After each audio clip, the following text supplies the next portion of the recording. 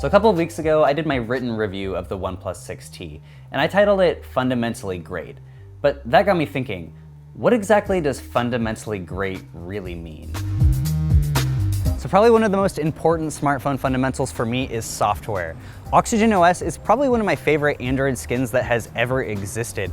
They're going with this fast and smooth methodology, which pretty much means that it just gets out of your way when you're trying to use your phone. But there's also this cohesive design language that just pulls it all together, whether it's the font or the navigation gestures or anything that you're just trying to use the software for. It just feels like one really great skin of Android. And if you want something super simple, this is for you. And notice how I said the software was just kind of trying to get out of the way of your experience? Well, the hardware is pretty much the same thing. It's incredibly simplistic, almost to a fault. They've gotten rid of the headphone jack on the bottom, just kind of add this little symmetry thing, and they've also removed the fingerprint sensor on the back to put it in the screen. And so far, it's not great. I do hope it gets better. OnePlus did say it was gonna get better over time. I haven't really found that to be the case over the last 3 weeks. But it all kind of feeds into the fact that they want the hardware to just be incredibly simplistic and be a slate for the software. Honestly, the software is so good on this phone that you kind of just want the hardware to be a way to access the software, and that's pretty much exactly what OnePlus have done with the 6T. All right, so one of my other smartphone fundamentals is performance. And as usual, OnePlus doesn't disappoint here. Just like the OnePlus 6, they've still got 6 to 8 gigabytes of RAM, they've still got 128 and 256 gigabytes of storage, and they've still got that Snapdragon 845. And that just kind of makes it so the software and the hardware just get out of your way. You're not seeing dropped frames and you're not seeing any lag or stuttering issues. They've also done things like putting key app data in memory to make things launch faster. So they're really taking advantage of the fact that they have so much RAM in this phone.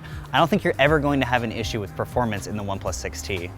So probably the last of my smartphone fundamentals personally is battery life, and the OnePlus 6T does not disappoint.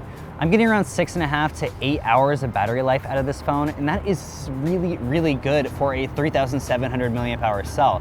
That's even beating out the Huawei Mate 20, which has a 4,200 milliamp hour cell. And I feel like if you want really good battery life in a smartphone like I do, then you will not be disappointed with the OnePlus 6T. So those are my personal fundamentals of what makes a great smartphone, and that's why I love the OnePlus 6T so much. But it's not the same for everybody.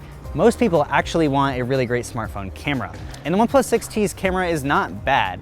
It's just not quite as good as something like the Pixel, but it's in a totally different pricing tier, so you really can't compare it. Now, what it does do is capture some pretty sharp images, and they're a little bit desaturated, so they're not gonna look like a Samsung camera or even really a Pixel camera, but they're pretty unique. They actually look really similar to like a Fujifilm camera, and I love Fujifilm colors, so I'm actually really digging this camera. OnePlus also added this new mode called Night Mode, which isn't the same as Google Pixel's Night Sight. Effectively, what it does is bump up the dynamic range. So if you have highlights, they're not gonna be blown out, and the shadows are probably gonna be raised a little more so you can see a little more detail. Now, this isn't actually that useful at nighttime, so I'm not really sure why they called it night mode, but if you're taking photos during the day when you have a lot of highlights and shadows, then it can make them look pretty good. So if you want the best smartphone camera, you're not gonna find that in the 6T. They did make it a little bit better than the OnePlus 6, so that's a plus if you're coming from the 6 or a 5T, but you're gonna wanna go for a Pixel 3 or a Huawei Mate 20 if you're looking for the best smartphone camera on the market. So I guess that's what it means to be fundamentally great, right? You've got great hardware, great software, great performance, and great battery life. And those are the things that I value. So if those are the things that you value in the smartphone, then the OnePlus 6T might be for you. And it's also like half the price of every other flagship on the market right now at $579. And it's on T-Mobile. This is the first OnePlus device to actually be on a carrier in the US. And that is a huge deal. So overall, if you don't want any gimmicks, you just want something that is fundamentally great, then get the OnePlus 6T.